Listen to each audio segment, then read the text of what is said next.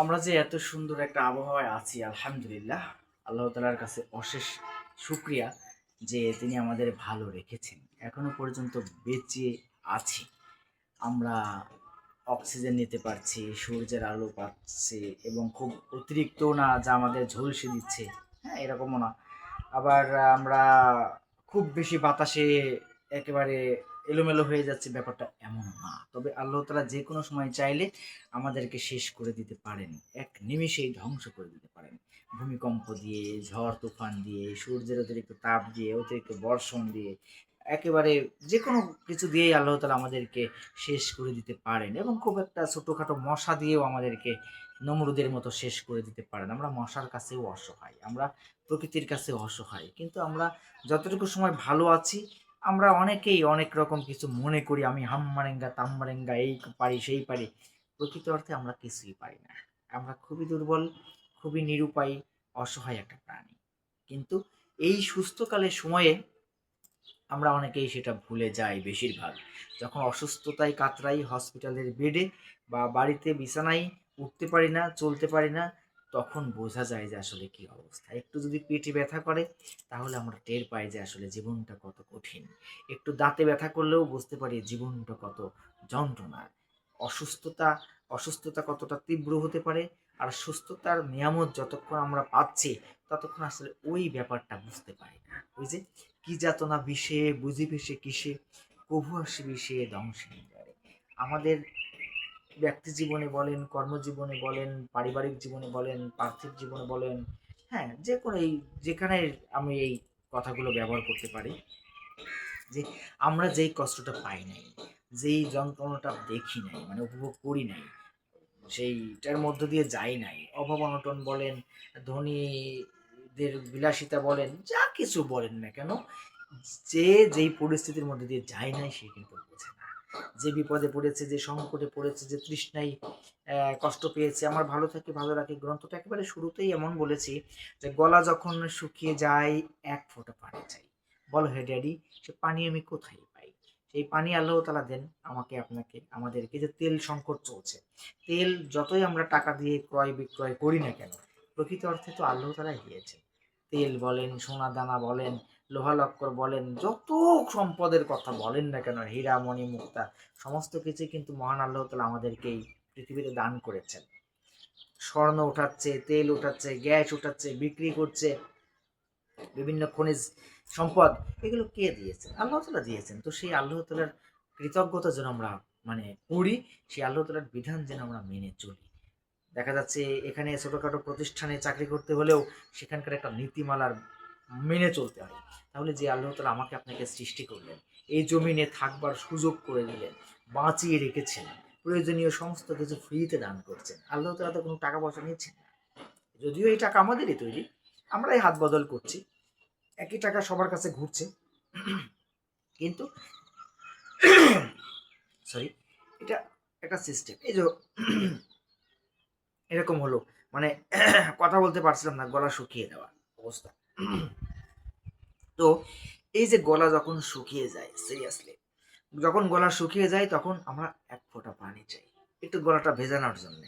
কিন্তু এই পানিটা যদি না থাকে, আমরা যত টাকা পয়সার মালিক হয়ে যায় না কেন, আল্লাহ যদি বলেন যে ঠিক আছে, তোদের ঘর বাড়ি যেখানে যা কিছু আছে প্রতিটা টুকরো আমি স্বর্ণে পরিণত করে দিলাম, যা সবকিছু ঘুম থেকে উঠে দেখলে ঘড়ি মড়ি ঘর বাড়ি যেখানে যা কিছু আছে সব সোনা, তোর জামাও সোনা হয়ে গেছে, সবকিছু প্রতিটা টুকরো, light tight everything, is and everything পৃথিবীতে সব সোনা হয়ে গেছে।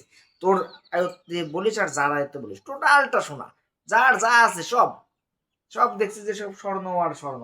আম রয়েছে স্বর্ণ, জাম রয়েছে স্বর্ণ, নারিকেল রয়েছে স্বর্ণ, সব যেখানে যাচ্ছেন সব স্বর্ণ হয়ে গেছে। আপনার জুতাও দেখছেন স্বর্ণ হয়ে গেছে, কিন্তু পানি আল্লাহ তাআলা নিয়ে নিলেন। পানি আমাদের নাগালে রাখলেন না। আল্লাহ তাআলা কোরআন শরীফে কিন্তু এটা বলে দিয়েছেন যে আমি যদি তোমাদের পানির স্তরকে নিচে নামিয়ে দেই, তাহলে তোমাদের কি এমন কেউ আছে যে তোমাদের সাহায্য করবে?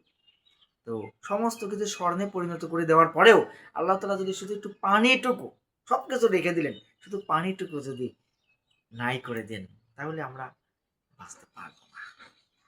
এই যে পানি আমরা কিনে ব্যবহার করি না, ফ্রিতে পাই। অক্সিজেন আমরা কিনে বেঁচে থাকি না, ফ্রিতে পাই। আমরা তেল যদিও বিনিময় করে নিচ্ছি টাকার বিনিময়ে, কিন্তু প্রকৃত অর্থে এই তেল ফ্রিতেই আসছে, যা আমরা কিনি না, তাই নয় কি? তো আমি যদি এই কেনার কথা নাও ধরি, তবুও কিন্তু পানি, আমরা দৈনন্দিন যে পরিমাণ পানি ব্যবহার করি, সব পানি যদি কিনে ব্যবহার করা লাগতো কি অবস্থা হতো? যে অক্সিজেন আমরা ব্যবহার করি যদি কিনে ব্যবহার করা লাগতো, হসপিটালে গেলে বোঝা যায় যারা অসুস্থ অক্সিজেন নিয়ে বেঁচে থাকে করোনার মধ্যে, বোঝা গেছে কি অবস্থা। তো আমরা আমাদের শরীরের মধ্যে যা কিছু নিয়ে আমরা বেঁচে আছি, যারা অসুস্থ হাসপাতালে লক্ষ লক্ষ টাকা খরচ করছে শরীরকে সুস্থ করার জন্য, আমি আপনি সুস্থ আছি, বেঁচে আছি, কথা বলতে পারছি, দেখতে পারছি, শুনতে পারছি, চলতে পারছি, হজম হচ্ছে ঠিক মতো, আমাদের বর্জ্য পরিত্যাগ হচ্ছে, সব কিছুই ঠিকঠাক আছে আলহামদুলিল্লাহ। আমার কোনো টাকা পয়সা খরচ হচ্ছে না। তাহলে সে আল্লাহ তাআলা আমাদেরকে কতটা দান করছেন। আমরা সারা মাসে কয় টাকা ইনকাম করি, সারাদিনে কয় টাকা খাই, এইটার জন্যে আমরা মনে করেন যে বসকে, স্যারকে, অমককে, ভাইকে, অমককে, হ্যাঁ, মানে ধন্যবাদ বলতে বলতে, থ্যাঙ্কস বলতে বলতে মনে করেন ইয়েস স্যার জি স্যার করতে করতে অবস্থা খারাপ। যে আল্লাহ তাআলা আমাকে আপনাকে সৃষ্টি করেছেন, সেখানে কৃতজ্ঞতা কয়বার জানালাম? যিনি আমাকে আপনাকে বাঁচিয়ে রেখেছেন, এই জমিনে রেখেছেন, আমরা বিচরণ করছি, এই জমিন তিনি ফ্রি করে দিয়েছেন, আমাদের জন্য জমিন বিছিয়ে দিয়েছেন, কয়বার কৃতজ্ঞতা স্বীকার করছি? সারাদিনে 5 বার আল্লাহ তাআলা আমাকে আপনাকে ডাকছেন কল্যাণের পথে, সেখানে আমরা যেন যাই, নামাজ পড়ি, উপায় নেই বাঁচবার, নামাজ আদায় করি 5 বার। জীবনের সকল সমস্যার সমাধান নামাজ। আমার নিজের জীবনের অভিজ্ঞতা থেকেও বলছি, এটা তো ইসলামের কথা বটেই, এবং আমার নিজের জীবনে প্রমাণিত বটে। হতাশা, নিঃসঙ্গতা, একাকিত্বতা, অস্থিরতা, পেরেশানি, অভাব, অনটন, দুঃখ, দুর্দশা, প্রাপ্তি হারানো, পেয়ে হারানো, মানে কত রকম পরিস্থিতি জীবনে গেল। একেবারে উঁচুতলা থেকে নিচুতলা, প্রাচুর্যের মধ্যেও থেকেছি, আবার অভাবেও থেকেছি, বিভিন্ন রকম অভিজ্ঞতা জীবনে পেয়েছি। তো সব সময় দেখেছি যে নামাজ, মানে বেলা শেষে দেখেছি যেটা, যে সর্বোপরি সব কিছু দেখে শুনে নামাজ একমাত্র শান্তি দিতে পারে। তাছাড়া অন্য কোনো কিছুতে আপনি শান্তি পাবেন না, কোনো সমাধানও পাবেন না। যে কোনো রকম পরিস্থিতি হোক না কেন, আল্লাহ তাআলা আমাদের রাতের শেষ তৃতীয়াংশে আমাদেরকে ডাকতে থাকেন, তোমরা কে আছো অভাবগ্রস্ত, কে আছো ঋণগ্রস্ত, কে আছো বিপদগ্রস্ত, কার কি প্রয়োজন আমাকে বলো, আমি আল্লাহ দান করবো। আল্লাহ তাআলা বলেন, আমরা সে সময় চাই না, ঘুমিয়ে থাকি। তো এই জন্য আমাদের সমাধানও হয় না। কিন্তু যদি দেখবেন আল্লাহ তাআলার কাছে চাইবেন, আল্লাহ তাআলা আমাকে আপনাকে সবাইকে দান করবেন। আল্লাহ তাআলার অফুরন্ত ভান্ডার, যার কোনো শেষ নেই। আমরা অনন্তকালের জিন্দেগিতে চলে যাব, সেখানে গিয়েও যেন ভালো থাকি, সেজন্য আমাদের নামাজ পড়তে হবে। ইহকালেও যেন ভালো থাকে, সেই জন্য আমাদের নামাজ পড়তে হবে।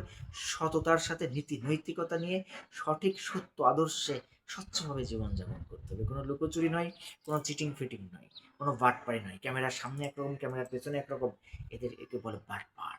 বাটপাড়ি জীবন বাদ দিয়ে সুন্দর সঠিক নীতি আদর্শ গড়ে আমরা যেন চলি, ভালো থাকি, ভালো রাখি। MGN love and life motivations club করতে আমি কাউন্সিলর জ্যাক ডিয়ানওয়ার।